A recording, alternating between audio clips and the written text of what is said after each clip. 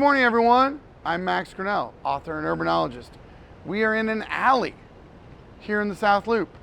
What do you think of when you think of alleys? Dirty, clean, extra space, playground, rats, public art. Those are just a few of the things we're going to talk about today. Chicago is the king of alleys, with over 1,900 miles of alleys that constitute a crucial part of the city's built infrastructure. They're a workplace, they're a place for play, they're a place for recreation, they're a place for extra space to work on a home improvement project, and they remain a vital part of the city's history. Today, we're going to talk about one of Chicago's wooden alleys, we're going to talk about a few things that look like alleys, and we're going to take a look at some of the public art around those alleys.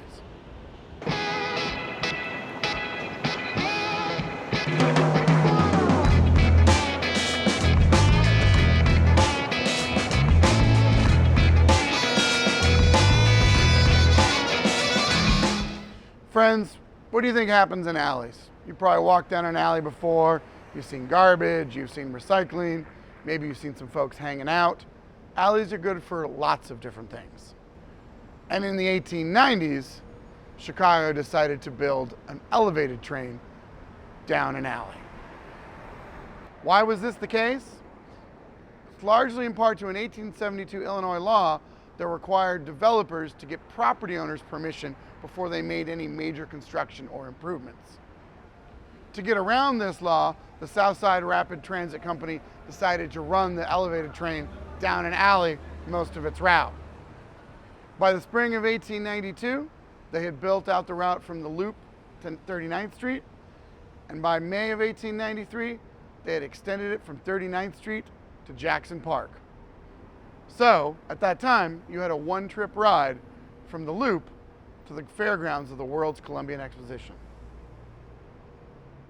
And today, you can still experience this by hopping on the L in the Loop and taking the train all the way down to 63rd and Cottage Grove in Woodlawn. Friends, next we're going to head over to a cow path in the Loop. Or is it an alley? Or is it neither? Let's go find out.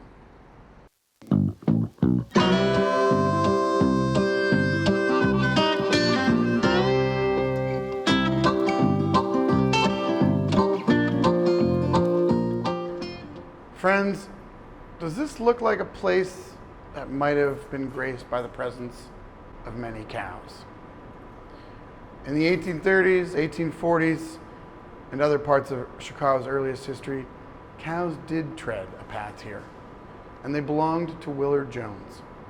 Jones came to Chicago from New York, where he had worked on the Erie Canal as a carpenter. He built a few outbuildings around here, he built a farmhouse, and he also kept a variety of farm animals. Seemingly impossible as we think about the Loop in 2021. Now, over time, Willard Jones sold off pieces of the property around what we now know as 100 West Monroe. But he always wanted to keep an easement, a dedication for cows. So this cow path, which started off over 175 years ago, exists today in our own time. It's a fascinating fragment, a leftover of Chicago's earlier agrarian past, right here in the middle of the Loop. And I might add today that it is still a public easement, though most people may know it as being part of a Hyatt hotel. One of the things I discovered while doing my research for this particular stop was that there was once a historical plaque affixed within the cow path. And the plaque, which can no longer be located, read as follows: Historic Cow Path. This areaway, 10 by 177 by 18 feet, is reserved forever as a cow path by the terms of the deed of Willard Jones in 1844 when he sold portions of the surrounding property. Erected by Chicago's Charter Jubilee and authenticated by the Chicago Historical Society, 1937. And I guess the folks at Hyatt also have a good sense of humor about the cow path because one of their conference rooms is named Willard Jones.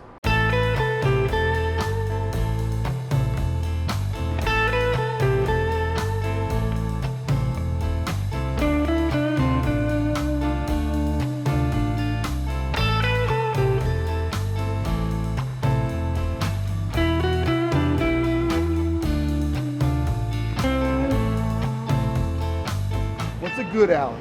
Good alley. What's a good alley? Clean alley. You like a clean alley? Clean alley. What else do you want to see in alleys? In alleys. What would you like to see? Less garbage, especially behind over there. Less garbage. Less all right. garbage. Like, let's not be like in New York. Have you ever seen this wonderful mural by Kerry James Marshall? I live up here in the building. Oh, you're the perfect person to ask. Yeah. And I love your mask. Thank you. My mask loves you. Edgar, thank you for joining us this morning. Yeah. What makes a good alley? What's like a good alley for you? A good alley for me, it's something that's empty, secluded, no one knows about it. I don't know, growing up over here, like before weed became legal, it was a nice place to smoke a joint. No one would see you, no one would smell it. I'm out on the weekend or something, you know, I need to find a place to take a quick leak. There it is, nice alley. So, to recap, urinate, smoke some weed. I got it. Good morning, Josh. How are you? Good morning. Doing A-okay. Okay, fantastic. Thank you for taking some time with us. Sure. So we're talking to Josh about alleys. Josh, what makes a good alley? You know, I think that's an interesting question for a couple of reasons. One, I have to realize my position as a male. Walking down an alley doesn't scare me. Walking down an alley at any time of the day doesn't intimidate me. But I understand some females may feel a certain type of way. So if I'm thinking about a good alley, I think it has to be one that's accessible to anyone and everyone at all times. So a well-lit alley, probably one with minimal trash, minimal scent would be ideal. Something that would make someone feel safe as an alternative route to get wherever they're going in a timely manner. Fantastic. We're out here in Garland Court, which is a court, and some people have told us it's an alley, and we're here with Siobhan. Good morning, Siobhan. Good morning. Siobhan, we're here to ask you, what is a good alley? What's a good alley Well, to you? I think this is a pretty good alley. I mean, especially when we got Rushmore, Kerry James Marshall. The city only paid $1 for this, but his work still sells for like $26 million. Yeah. So that's pretty good for an alley when you've got a top international contemporary artist on an alley. Public art in an alley is something we've spent a lot of time Yeah. talking about. If you had your druthers, if you were a benevolent dictator, well, what else would you put in an alley? Just your ideal alley, whether it's Well, Garland Court or something Okay, well in else. Chicago, one thing nice about Chicago is that's where you put all our garbage too. And if anybody's ever been to New York, all that garbage is in the front. We don't have that here in Chicago, so Garbage in the back, more life in the front. that's right. That's right. fantastic. Anything else? We've had people tell us all kinds of stuff they'd like to see in an alley. Art, possibly some garbage recycling. What else would you like? What else have you used an alley for? Well, this one, I live on this alley. Okay, wow. That's fantastic. It's a good alley to live on. It is. I mean, it's also one of my favorite alleys as well. Too. So you can live and have the alley in your backyard. Yeah, that's right. You don't have to worry about traffic as much as you would on the regular streets. So. This is very true. Yeah, walking down Michigan or Wabash, you're going to encounter a lot more cars. Yeah, yeah. Well, thank you so much, Siobhan. Yeah, well, thank This you. is great. It's a delight to talk to you. Thank you so much.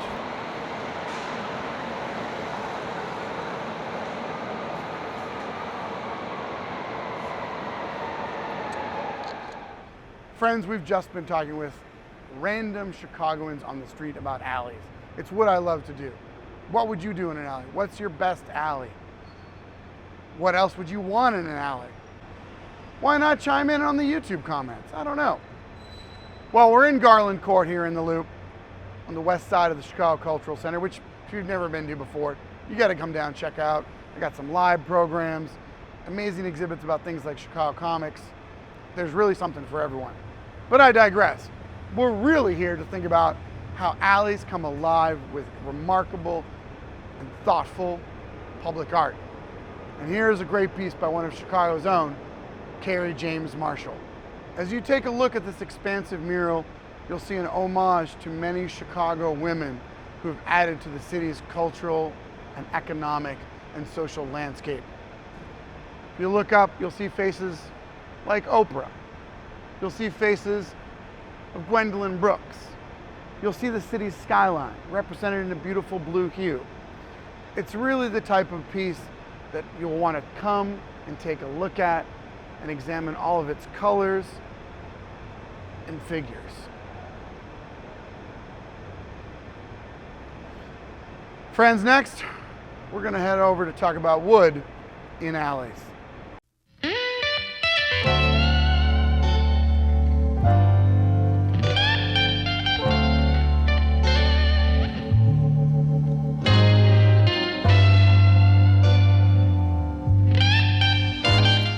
Friends, have you thought about what covers your alleys? Most likely it's concrete or asphalt. It's a durable material. Delivery vehicles can go over it, cars can go over it, bikes can pass over it, and it's pretty darn resilient. This is not the case for most of Chicago's early history, where the most commonly used material was wood. The really interesting thing about where I'm standing right now, on this 500-foot long alley, is it is Chicago's last alley paved with wood. It's located behind the official residence of the Archbishop of the Archdiocese of Chicago, and it's located between North Astor and North State Street. So if you want to come down and experience what an alley might have looked like in the late 19th century in Chicago, this is the last place to do so.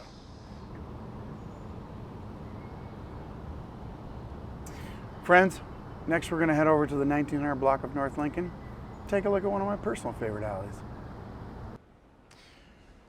Friends, we're here in one of my favorite alleys in the city of Chicago. Now, I'm personally biased because I used to live at 1940 North Lincoln, so let that be known publicly.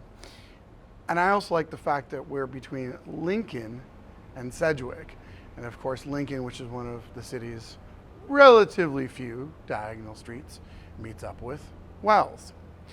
So in the alley behind Lincoln, you have an alley that bends, which I always think provides a lot of interesting opportunity for new and unusual vistas. So what we're going to do is take you around this alley and show you some of the details, the kind of things that you would find if you were out with me, maybe in one of my classes, or we were talking about the pros and cons of alleys. So let's start with the big pro. The obvious thing about alleys is they allow people to put those private activities away. People don't want their garbage out in front. They don't want their recycling out in front.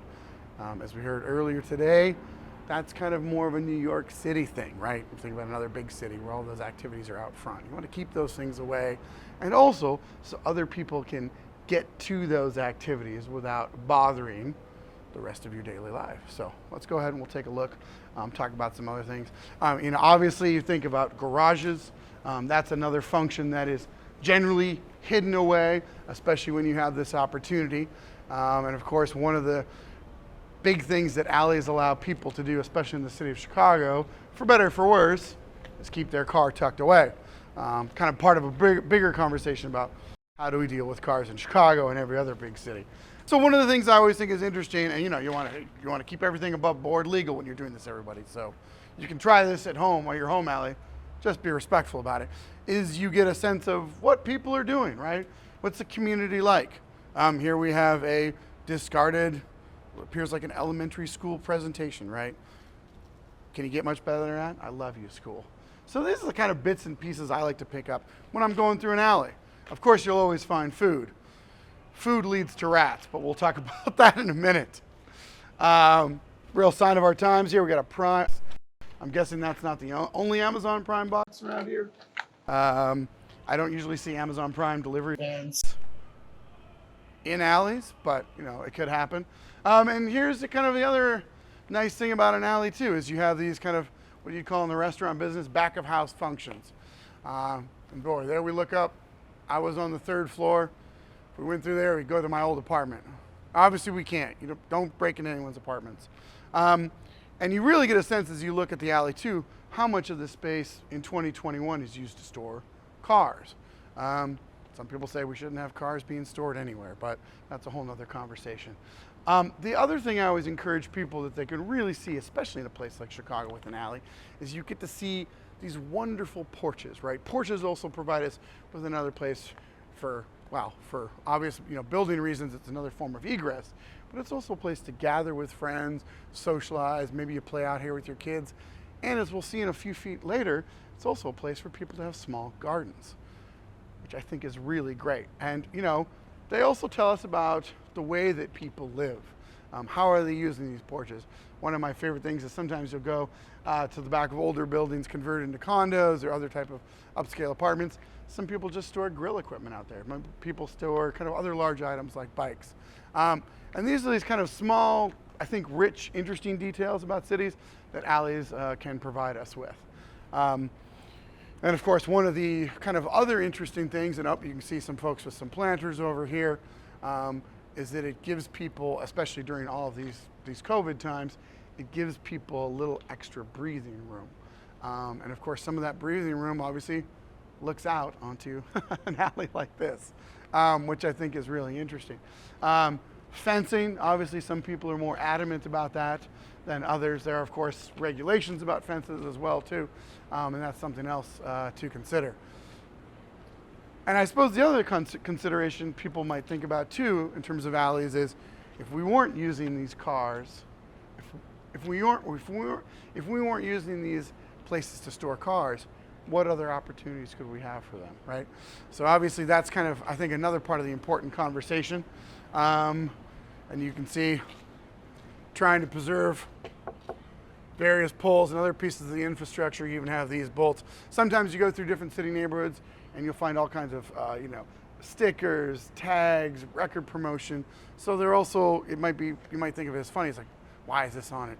This piece of infrastructure in an alley, but you figure people, they're walking through them. They're enjoying them. They're really making these alleys their own, right? They're part of their community. And I think that's kind of interesting. You can see walking by a couple different gardens, a couple different outside areas for gathering. I think that's really interesting as well. And one of the considerations too is, all of these kind of spaces feel like a little bit of an extra bonus, right? You may not always enjoy looking out onto your alley, but it can be an escape, kind of a respite, right? Maybe you need some time away from your family. Maybe you need a break from a partner. Maybe you just need to go outside and have a breath of fresh air. So all of these additional aspects that we find in alleys, especially an alley like this one in Lincoln Park, behind Lincoln Avenue, really provide us with an opportunity for other activities. They're kind of like a third place that we can enjoy together. Friends, during our different tours together for the One Book, One Chicago program, we've seen a lot of great public art. We've wandered through Pullman, we spent time in Hyde Park, and of course we've looked at some of the grand public art in the Loop. We've also looked at art in alleys. Once upon a time, creating public art in alleys would have been considered perhaps a waste of time. Why would anyone put a piece of art in an alley?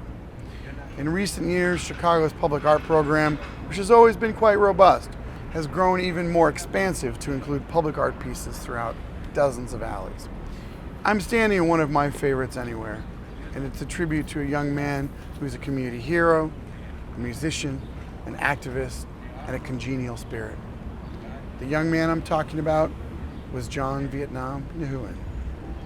He tragically died in a drowning accident in 2012 while he was a student at the University of Wisconsin at Madison.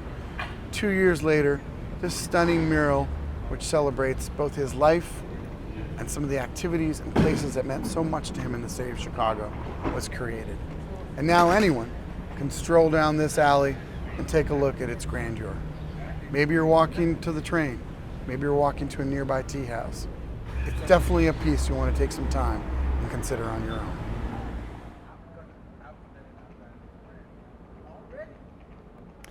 Friends, we've spent a little bit of time in some of Chicago's alleys today. Now, there are 1,900 plus miles of alleys in the city, so you should feel free to wander in your own neighborhood, or maybe take a train, ride a bike, and see some other ones.